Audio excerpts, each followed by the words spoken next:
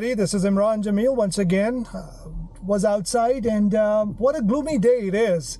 And it just made me start thinking about some of the videos that I have made, some of the recent experiences that people have shared, and some of the questions and inquiries that I have received, as well as, my own everyday struggles and what we go through each day of our lives can greatly impact our thought process. I specifically wanted to touch the topic of toxicity, mental health, and specifically traits of toxic people. The purpose of this is, this series has secrets of happiness, motivation, negativity versus positivity, how to be positive, things like that. It's just my own struggle, as well as I personally think it's a big, huge issue that is ever growing in our communities, in our societies, in our households, and overall in our countries and cultures. So we have to, at individual levels, start doing something about it. We can go to therapies, we can do a lot. But unless there is self-realization of certain things, the solution, no matter who provides it to you, will not be sustainable. So right now we're gonna actually break it down a little, and this is very few times when I've actually taken some notes. See, let's start with the mental health. Mental health is a stigma that is attached to mainly specific people, specific genders, specific cultures, specific behaviors. And this is where the dilemma is, that when we talk about issues such as mental health, it is attributed towards a specific set of rules, principles, people, or behaviors, without taking something in notice, which is very important, and that is the self-analysis. A lot of times we tend to fall victim of our own complaints, and it happens more often than not. It's just that we just think that we are not doing anything wrong, even if we are feeling sad, we're feeling negative, or we're just not feeling good. It's always attributed towards a condition that we may be facing, a physical ailment, or mental stress, or the people that we are dealing with in our daily lives. All of that is true in some way, shape, or form. But self-analysis is a methodology that can really help us alleviate a lot of those stresses and can clear the path, at least for us, to get better as soon as we can. Because obviously each day, each person, each stage of your life brings new challenges, and we just need to tune ourselves to come out of it, because we all struggle with that. If I am talking about this, it doesn't mean I don't struggle through this. It's just we don't want to talk about certain things. Mental health, when we talk about that, it's very gender specific, that it's generally attributed towards women more than men. And that is not the right way of approaching it. And the overall stigma that is attached to it is that, men just are supposed to deal with certain things. Men are just immune to any of the emotional harms that stress can cause, or toxicity in relations could cause, or negativity all around them could cause, and the pressures that generally men deal with is also undermined. And again, it's not a comparison between what a woman has to go through and what men generally are supposed to do. And the mix-up of two is generally the cause that really creates a lot of tension, starts affecting both genders. So both have to work on their own to tackle this challenge that is a human trait. However, we don't do that. Usually it's always the blame game that comes into play. Whether it's the attitudes, whether it's the behaviors, whether it's the treatment, it's always looked upon that, okay, this person did this, and this is not gender specific. It could be either or. The blame game is the cause of most of the stresses in life, in my view.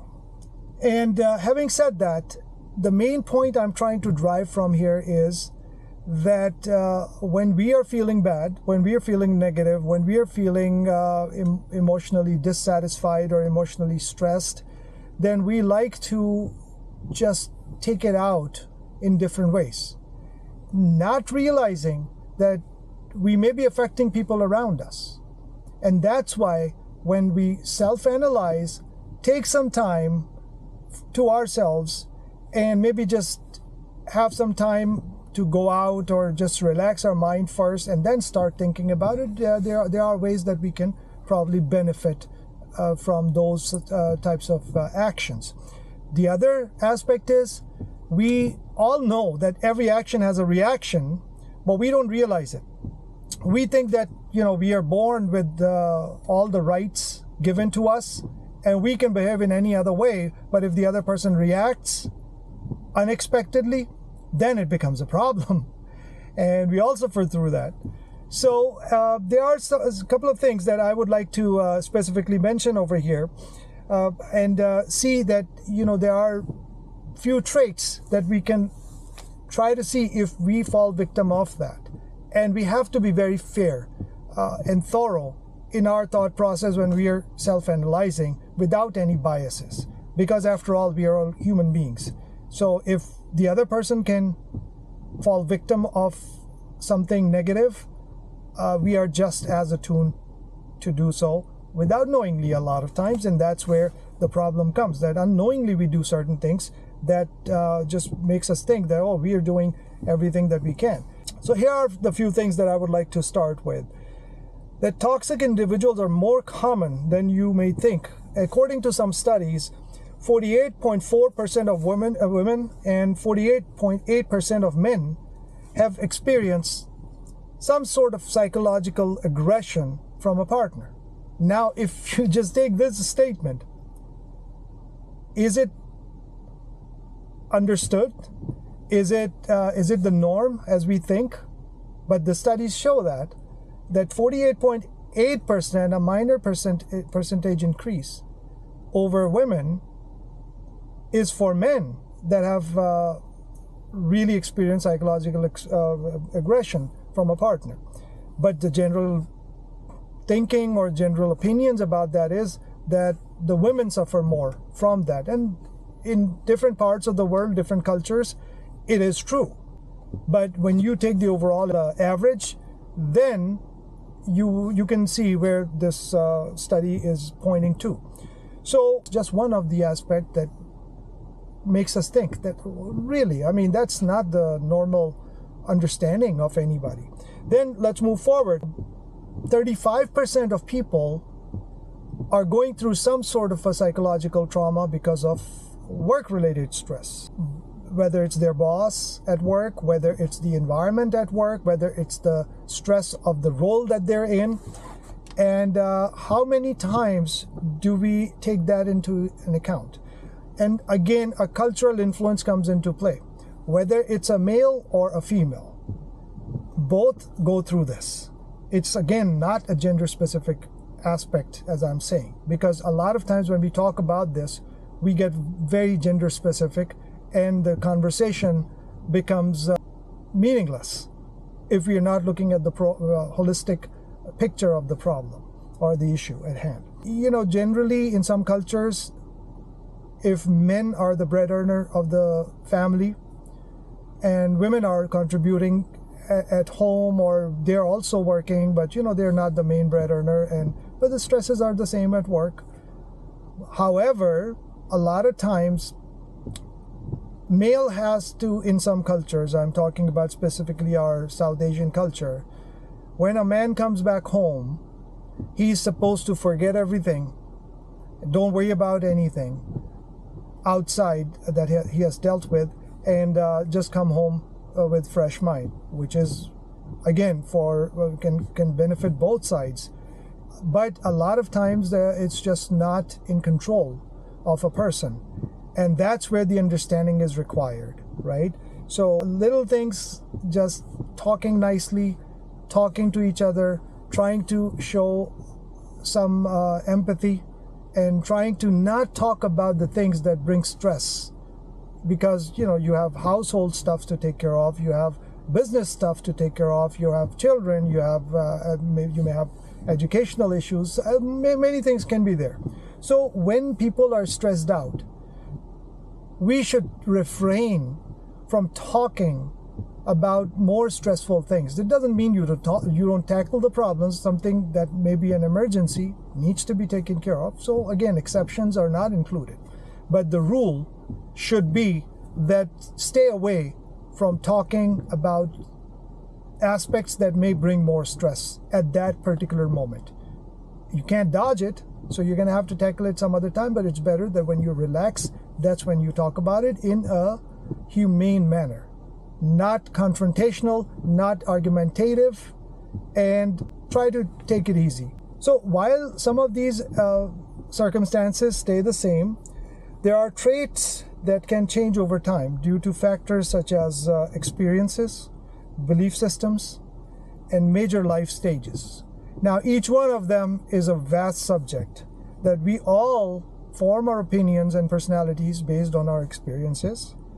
We all come from different belief systems. Even if you are from the same religion, your ideologies might be different, interpretations might be different, right? So keep that in mind. And then life stages, what stage of life you're in. Maybe you're facing some medical issues, maybe you're experiencing some financial issues. It doesn't matter, but there are so many of them that you could be facing. But these three are the traits that can change over time, and we have to keep that in mind. And behaviors can be characterized as healthy or unhealthy.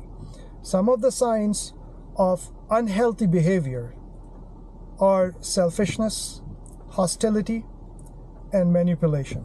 Again, all three of them are common human traits. But what makes a person a good or bad or negative or positive personality is to recognize this issue, self-assessment again, and try to work on it. It's not going to disappear overnight if you have those traits, and most of us do. We just have to overcome them. With that being said, have a good one. Take care. If you like this video, please provide feedback, like, share, subscribe, and don't forget to press the bell icon. Take care.